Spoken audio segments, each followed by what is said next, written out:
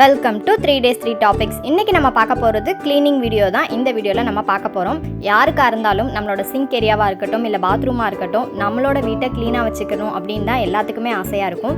அந்த தண்ணியில் அந்த உப்பு படிமம் சேர்ந்துருச்சு அப்படின்னா பாத்ரூமில் இருக்க டெயில்ஸாக இருக்கட்டும், இல்லை சிங்காக இருக்கட்டும் ரொம்பவே மோசமாக இருக்கும். அதை க்ளீன் பண்ணணும்னு எவ்வளவோ ட்ரை பண்ணியிருப்போம், ஆனால் கரெக்டான ஒரு சொல்யூஷன் கிடைக்காது. இந்த வீடியோவில் அதுக்கான சொல்யூஷன்ஸ் தான் நம்ம பார்க்க போகிறோம். ரொம்பவே ஈஸியான டிப் தான், எல்லாமே அவைலபிள் இன்க்ரீடியன்ஸ் தான். இப்போ வாங்க வீடியோக்குள்ளே போய் பார்க்கலாம். டிப் நம்பர் 1, இது பார்த்தீங்க அப்படின்னா பாத்ரூம் டோர், அதாவது பிவிசியில் போட்டிருக்காங்க. இதில் பார்த்தீங்க அப்படின்னா எவ்வளோ உப்பு படிஞ்சிருக்கு அப்படின்றத பாருங்கள். நாங்கள் ரெண்டல் ஹவுஸில் தான் இருக்கோம். ஸோ வந்ததுலேருந்து அதை க்ளீன் பண்ணாமல் அப்படியே யூஸ் பண்ணிகிட்டே இருந்தனால ரொம்பவே உப்பு படிஞ்சிருக்கு. இது எப்படி க்ளீன் பண்ணுறது அப்படின்றத தான் இந்த வீடியோவில் நம்ம பார்க்க போகிறோம். இதுக்கு ஒரு சொல்யூஷன் ப்ரிப்பேர் பண்ண போகிறோம். அதுக்கு ஒரு பவுல் எடுத்துக்கோங்க. அதில் ஒரு 2 டேபிள் ஸ்பூன்லேருந்து 3 டேபிள் ஸ்பூன் அளவுக்கு உப்பு எடுத்துக்கோங்க. கல்லுப்பாக இருந்தால் இன்னுமே பெட்டர். அதுக்கப்புறம் அதில் ½ லெமனை பிழிஞ்சு விட்டுருங்க. அதுக்கப்புறம் இது நம்ம நார்மலாக துணிக்கு யூஸ் பண்ணுவோம் இல்லையா, டிடர்ஜென்ட், அதை எடுத்துக்கோங்க. சப்போஸ் உங்ககிட்ட லிக்விட் இல்லை அப்படின்னா நீங்கள் பவுடர் கூட யூஸ் பண்ணிக்கலாம், சர்ஃப் எக்ஸல் இல்லை எந்த பவுடர்னாலும். இது பார்த்தீங்க அப்படின்னா ஒரு 1½ ஸ்பூன் அளவுக்கு பேக்கிங் சோடா, அதையும் ஆட் பண்ணிக்கோங்க. இப்போ அதில் கொஞ்சமாக தண்ணி மிக்ஸ் பண்ணிங்க அப்படின்னா இந்த மாதிரி நுரைச்சி பொங்கி வரும். இந்த ஒரு ரியாக்ஷன் நடக்கும். இதுதான் நம்ம க்ளீன் பண்ணுறதுக்கு ரொம்ப யூஸ்ஃபுல்லாக இருக்கும். இப்போ அந்த மாதிரி நல்லா பொங்கி வந்ததுக்கு அப்புறமா இதை நல்லா மிக்ஸ் பண்ணுங்கள். இப்போ மிக்ஸ் பண்ணிவிட்டு அதை பார்த்தீங்க அப்படின்னா அது ஒரு க்ரீம் மாதிரி நமக்கு கிடைக்கும். அந்த லிக்விட் சொல்யூஷன் எல்லாம் நல்லா மிக்ஸ் ஆகி அந்த ரியாக்ஷன்லாம் நடந்துட்டு நமக்கு பார்த்தீங்க அப்படின்னா அந்த மாதிரி க்ரீம் மாதிரி கன்சிஸ்டன்சியில் நமக்கு கிடைக்கும். இதுதான் நம்மளோட சொல்யூஷன். இப்போ வாங்க அதை க்ளீன் பண்ணலாம். எதை நீங்கள் க்ளீன் பண்ண போனாலும் கண்டிப்பாக க்ளவுஸ் யூஸ் பண்ணிக்கோங்க. அது நம்ம கைக்கு ரொம்பவே நல்லது.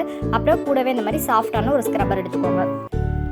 இப்போது நம்ம செஞ்சு வச்சுருக்கோம் இல்லையா அந்த சொல்யூஷனை வச்சு இதை தேய்க்க போகிறோம். நான் இதை ஃபாஸ்ட் ஃபார்வர்ட் பண்ணலை, ஸ்லோவாக தான் தேய்க்கிறேன். இப்போ பார்த்தீங்க அப்படின்னா லைட்டாக நம்ம வச்சு தேய்ச்சோம் அப்படின்னாவே அந்த உப்பு கரை எல்லாம் போக ஆரம்பிச்சிடும். இதில் இன்னொன்று சொல்லிக்கிறேன், அதாவது லைட்டாக படிஞ்ச உப்பு கரை அப்படின்னா இந்த சொல்யூஷன் நமக்கு போதும். ரொம்ப நாளாக ரொம்ப வருஷமாக உப்பு கரை படிஞ்சிருக்கு அப்படின்னா அதுக்கு என்ன யூஸ் பண்ணலாம் அப்படின்றத நெக்ஸ்ட்டில் சொல்கிறேன். இப்போ அந்த கரைலாம் நல்லா போகிறது உங்களுக்கு பார்த்தாவே தெரியும். நான் அதனால தான் ஃபாஸ்ட் ஃபார்வர்ட் பண்ணாமல் ஸ்லோலே வச்சுருக்கேன். நம்ம ரெகுலராக அதை க்ளீன் பண்ணிட்டோம் அப்படின்னா இந்த சொல்யூஷனே நமக்கு போதும்.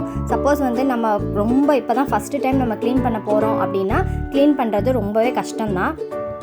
இப்போ பார்த்தீங்க அப்படின்னா நான் மேல் ஹாஃப் எல்லாமே ஒரு 5 மினிட்ஸில் க்ளீன் பண்ணி முடிச்சிட்டேன். கீழே இருக்கிறத க்ளீன் பண்ண தான் கொஞ்சம் டைம் எடுத்துச்சு. இப்போ பாருங்கள், நல்லாவே கரை போயிருக்கும், உங்களுக்கு பார்த்தாவே தெரியும். உண்மையாக சொல்லணும் அப்படின்னா நான் கீழே இருக்கிற போர்ஷனை ரொம்பவே ஸ்ட்ரெயின் பண்ணி தான் தேய்ச்சி எடுத்தேன்.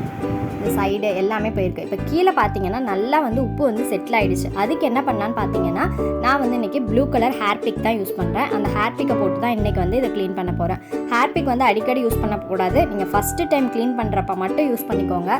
ஏன்னா அது அரிச்சிடும் அப்படின்னு சொல்லுவாங்க. ஸோ ஃபஸ்ட்டு டைம் யூஸ் பண்ணுறீங்க அப்படின்னா மட்டும் அந்த ஹேர் பிக் போட்டு நல்லா க்ளீனாக வாஷ் பண்ணிடுங்க. அதுக்கப்புறம் நீங்கள் ரெகுலராக வாஷ் பண்ண ஆரம்பிச்சிட்டிங்க அப்படின்னா நமக்கு அவ்வளோ உப்பு சேர்ந்துருக்காது. ஸோ நமக்கு ஹேர் பிக் வேணும் அப்படின்னு அவசியம் கிடையாது. ஆனால் ஹானஸ்ட்டாக சொல்லணுன்னா இந்த கீழ் பார்ட்டை மட்டும் நான் 20 மினிட்ஸாக க்ளீன் பண்ணேன்.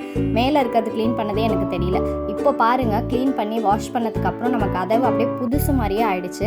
ஆனால் இதில் ஒரு சின்ன ட்ராபேக் என்னென்னு பார்த்தீங்கன்னா காய ஆரம்பிச்சிருச்சு அப்படின்னா திருப்பி அந்த உப்பு பூத்த மாதிரி ஆகும். அது மாதிரி வராமல் இருக்க தேங்காய் எண்ணெயில் கொஞ்சமாக தண்ணி மிக்ஸ் பண்ணிவிட்டு கலந்து விட்டுருங்க. அப்படி இல்லை அப்படின்னா க்ளீன் பண்ண அதுவாகவே சரியாயிடும். டிப் நம்பர் 2, இப்போ பார்த்தீங்கன்னா சோப்பெல்லாம் நம்ம வீட்டில் இப்போ யூஸ் பண்ணோம் அப்படின்னா குளிச்சுட்டு அந்த சோப்பு தீர போகிற டைமில் பார்த்தீங்கன்னா இந்த மாதிரி பிட்டாக இருக்கும். அதை யூஸ் பண்ணி என்ன பண்ணலாம் அப்படின்றத தான் இந்த வீடியோவில் பார்க்க போகிறோம். அதாவது இந்த டைமுக்கு, அந்த பேண்டமிக் சுச்சுவேஷனுக்கு நமக்கு ரொம்பவே ஒரு யூஸ்ஃபுல்லான டிப். கண்டிப்பாக பாருங்கள். இந்த சோப்பை இந்த மாதிரி கிரேட்டர் வச்சு நல்லா துருவி எடுத்துருங்க. இப்போ இந்த மாதிரி நல்லா துருவிக்கோங்க. துருவனத்துக்கு அப்புறமா யூஸ் பண்ணாமல் சில்வர்லாம் வெசல்ஸ் வச்சுருப்பீங்க இல்லையா, அதில் இந்த மாதிரி அந்த சோப்பை போட்டுருங்க. போட்டுட்டு கொஞ்சமாக ஒரு அரை கிளாஸ் அளவுக்கு தண்ணி ஊற்றிட்டு இதை அடுப்பில் வச்சு நல்லா காய்ச்ச போகிறோம். அதாவது அந்த சோப் மெல்ட் ஆகிற அளவுக்கு இதை உருக்க போகிறோம். இது மெல்ட் ஆகிறதுக்கு பார்த்தீங்க அப்படின்னா 5 to 10 மினிட்ஸ் ஆகும். இப்போ அது நல்லா மிக்ஸ் பண்ணிட்டே இருந்தீங்கன்னா சோப் எல்லாமே நல்லா மெல்ட் ஆகி நமக்கு இந்த மாதிரி ஸ்டேஜில் கிடைக்கும். இப்போ அதை ஆஃப் பண்ணிவிட்டு இந்த சொல்யூஷனை நம்ம எடுத்துகிட்டு வந்துடலாம். இது பார்த்திங்கன்னா ஒரு ட்ரேக்கு மேலே A4 ஷீட் வந்து வச்சுக்கோங்க. A4 ஷீட் வச்சுட்டு ஒரு ப்ரெஷ்ஷை வச்சு நம்ம எடுத்து வச்சுருக்கிற அந்த சோப் சொல்யூஷனை அந்த A4 ஷீட் ஃபுல்லாக படுற மாதிரி ஸ்ப்ரெட் பண்ணி விட்டுருங்க. 2 பக்கமே இதே மாதிரியே வந்து ஸ்ப்ரெட் பண்ணிக்கோங்க. இதை பார்த்தோன்னே நிறையா பேருக்கு தெரிஞ்சிருக்கும், தெரியாதவங்க என்ன அப்படின்றத லாஸ்ட்டில் பாருங்கள். இப்போ 2 பக்கமும் நல்லா சோப் அப்ளை பண்ணிக்கோங்க. அந்த சோப் தண்ணியாக இருக்கிறப்பயே இது மாதிரி அப்ளை பண்ணிவிடுங்க. அப்ளை பண்ணிவிட்டு இதை வெயிலில் ஒரு 1/2 ஹவர்லேருந்து ஒரு 1 ஹவர் வரைக்கும் வெயிலில் காய வச்சுருங்க. இப்போ நான் ஒரு 3/4 மணி நேரம் காய வச்சுருக்கேன். நல்லா வந்து காஞ்சிருச்சு. இப்போ பார்த்தீங்கன்னா தெரியும். இப்போ இதை சிசர் வச்சு உங்களுக்கு எந்த சைஸ்க்கு வேணுமோ அந்த சைஸ்க்கு நீங்கள் கட் பண்ணி வச்சுக்கோங்க. நான் வந்து ஸ்கொயர் ஷேப்பில் வந்து கட் பண்ணி வச்சுருக்கேன். இப்போது இது என்னன்னு பார்த்தீங்க அப்படின்னா இதுதான் வந்து பேப்பர் சோப். இப்போ நம்ம இருக்கிற சுச்சுவேஷனுக்கு எங்கே போனாலும் பெரிய பெரிய சோப் எடுத்துகிட்டு போக முடியாது. இந்த மாதிரி பேப்பரில் நீங்கள் செஞ்சு வச்சுக்கிட்டீங்க அப்படின்னா ஜஸ்ட் ஒரு வாட்டர் கேனில் இருக்கிற தண்ணியை யூஸ் பண்ணி இந்த பேப்பரை வச்சு கழுவிட்டோம் அப்படின்னா ஹேண்ட் வாஷ் சூப்பராக ரெடி ஆகிடும். இப்போ பாருங்கள் எவ்வளோ நுரை கையில் வந்திருக்குன்னு. லாஸ்ட்டாக அந்த பேப்பர் கொஞ்சமாக இருக்கும், அதை வந்து தூக்கி போட்டுடலாம். ரொம்பவே ஒரு ஹேண்டியான பேப்பர் சோப். கண்டிப்பாக இந்த டிப்பை ட்ரை பண்ணி பாருங்கள். இந்த மாதிரி மீதி இருக்கிறதெல்லாம் இந்த மாதிரி ஹேண்ட்பேக்கில் நீங்கள் போட்டு ஸ்டோர் பண்ணி வச்சுக்கலாம். இடத்த ரொம்ப அடைக்காது. இந்த ஹேண்ட்பேக் ஆர்கனைசர் வந்து நான் ஏற்கனவே டிப்பில் ஷேர் பண்ணியிருக்கேன். லிங்க் டிஸ்கிரிப்ஷனில் தரேன், செக் பண்ணி பாருங்கள். Idea number 3. நெக்ஸ்ட் வந்து அந்த சோப் கரைசல் நிறையா மீதி இருந்துச்சு அப்படின்னா இந்த மாதிரி ஒரு ஐஸ் மோல்டோ இல்லை வந்து சாக்லேட் மோல்டெலாம் இருக்கும் இல்லையா, அதில் இந்த மாதிரி கோகோனட் ஆயில் அப்ளை பண்ணிக்கோங்க. மீதி இருக்கிற அந்த சோப்பை வந்து இந்த மாதிரி ட்ரேயில் ஊற்றி வச்சுருங்க. இது வந்து செட் ஆகிறதுக்கு டைம் பார்த்தீங்க அப்படின்னா 6லேருந்து 7 ஹவர்ஸ் வரைக்கும் இது செட் ஆகும் வெயிலில் வச்சிங்கன்னா. இப்போது 6 ஹவர்ஸ் நான் இதை வந்து செட் பண்ணியிருக்கேன். செட் ஆனதுக்கப்புறம் பார்த்தீங்க அப்படின்னா இந்த மாதிரி க்யூபாக அழகாக வந்துடும்.